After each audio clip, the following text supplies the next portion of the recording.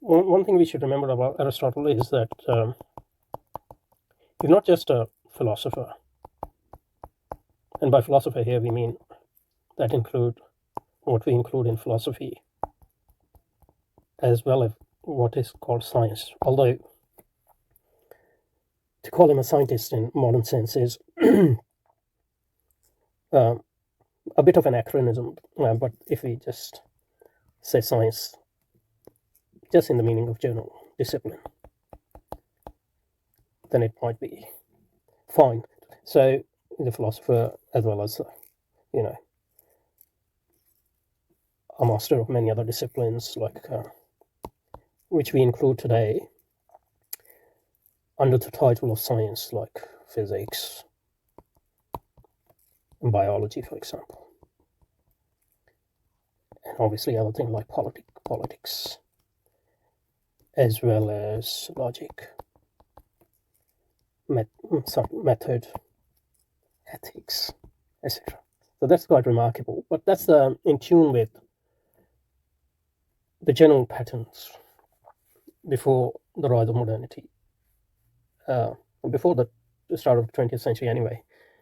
The most scholars were encyclopedic in the range of disciplines they dealt with. So that's the same for Aristotle as well as for Aquinas or Ghazali or Leibniz, or even Newton, for example. So they are masters of many disciplines, not just.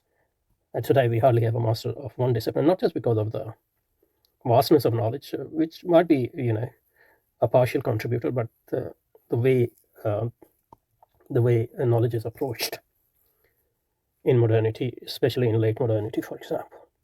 But what I want to say, one important thing which we should also remember is that Aristotle is obviously he contributed to those disciplines, but he also a historian of those disciplines, in the sense that because of his methodology and because of the obvious reason that every scholar built on the work of his predecessors, as well as the general framework and general assumptions and intuitions prevailing in his or her academic and non-academic milieu.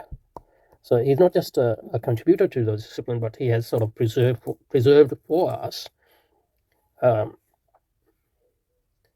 those disciplines as well, or those contribution of other people about which we about those people whose work hasn't survived or who didn't write treatises, but rather taught orally, and their knowledge was transmitted orally, for example.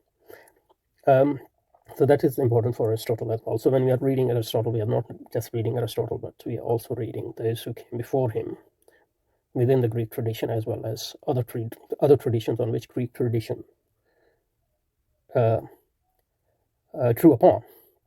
Okay, so that's I think an important thing.